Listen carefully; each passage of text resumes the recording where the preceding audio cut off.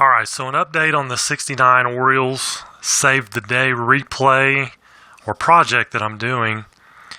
Where we left off last video, they beat the Minnesota Twins. It was this game right here. They won 4-1. First game that they won. So then I played the next three offline and have some good news and some bad news. First, the good news. The next game, game 87, it was a barn burner. First inning, they started out walk home run. I thought, okay, they're up 2-0. Starting off great, looking good. It's actually Phoebus was on the mound. And for the Twins, they come right back and score 4 runs, bottom of the first. So again, uphill battle.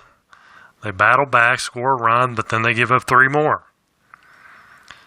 Then they score 3 in the top of the fourth. But then they give up another one.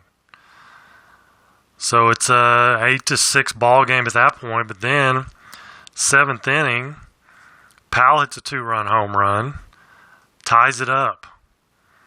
End up going to extra innings.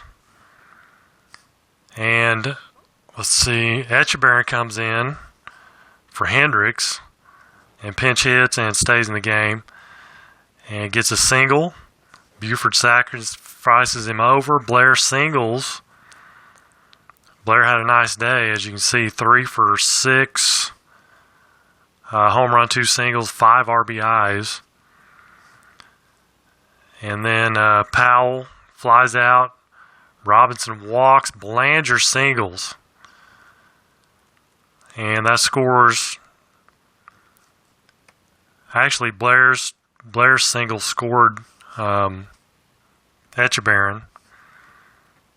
And then Belanger scores Blair. So they score 2 runs in the 11th inning. And then shut them down. Watt comes in, shuts them down in the bottom of the 11th, and they win it. 2 games in a row, they win. So now 2-5. But then things just don't come together in this game, game 88. Cuellar goes 11 innings. I finally decided, I got to get a little realistic here and take him out. And then Severinsen comes in. And Bobby Wilson hits a home run. Solo shot in the bottom of the 12th inning. 12th inning. Twins win it. Another extra inning game. Then game 89 gets even worse. McNally goes the distance, but the Twins score 5. They get a 3 spot in the second. Triple by Garver, the catcher, for the Twins. Scores 3 runs. Scores 2. They end up with 3. Then in the 7th inning, they score 2 more.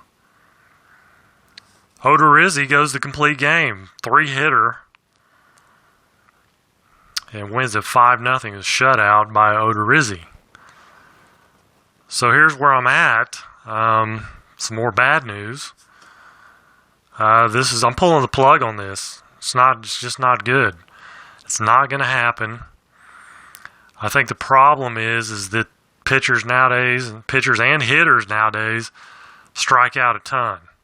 So you're constantly getting the tough result. And the Orioles are having to try to scratch base hits off the tough result. Because the pitchers in 2018 and the 2000s really, most of their results are tough results. So it makes it that much harder to get a hit. And if you look at the hitter cards, 2018 hitter cards, the tough result overall, you can't go hitter by hitter, but I think in general, the tough result on the hitter's card is expanded a little bit.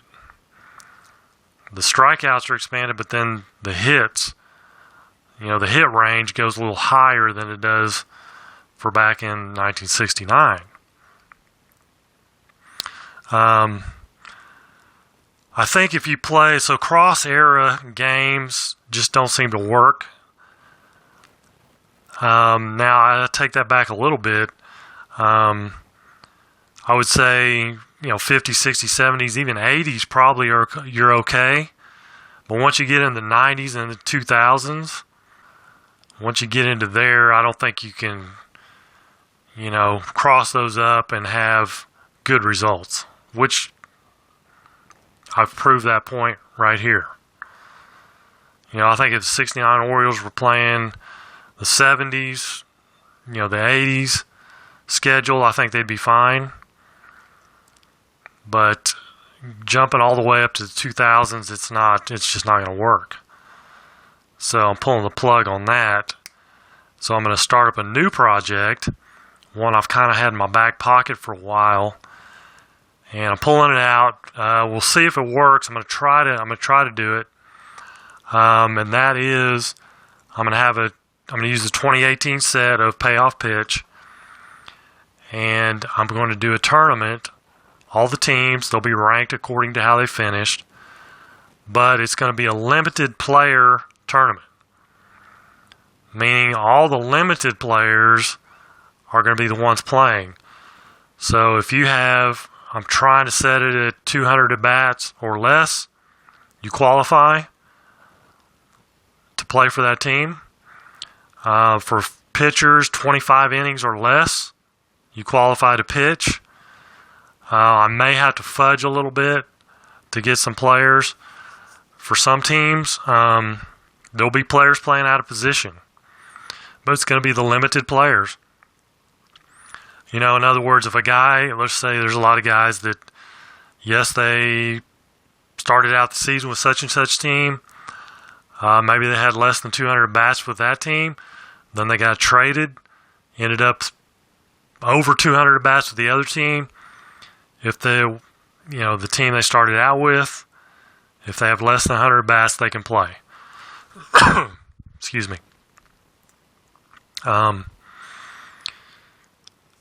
Like I said, I may have to fudge a little bit. I'm going to try not to as much as I can. I've already looked at a few teams and it's doable. That doesn't mean it's going to be doable for every team, but I think it's a good way to get some of these players, because Payoff Pitch pretty much cards every guy. I think if you get down to, less than 20 at bats, maybe they don't card you, because there's a few guys that I found they didn't card, or I just misplaced them or something when I was sorting. I don't think that's the case, but so I'm going to try to do that. Like I said, there'll be some guys playing out of position probably. You may have some starters that didn't start a game, but anyway, stuff like that. So I'm going to try to get that going here as quickly as possible. That's the only thing I have going right now. I may play some oddball games here and there. So I guess we'll find out who has the best players that hardly played any.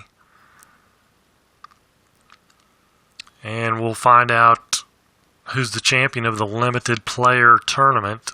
So anyway, that's going to wrap this video up. Just a little quick update and let you guys know what's going on, what's coming down the pike. And so until the next time, you guys, thank you for watching and take care and God bless.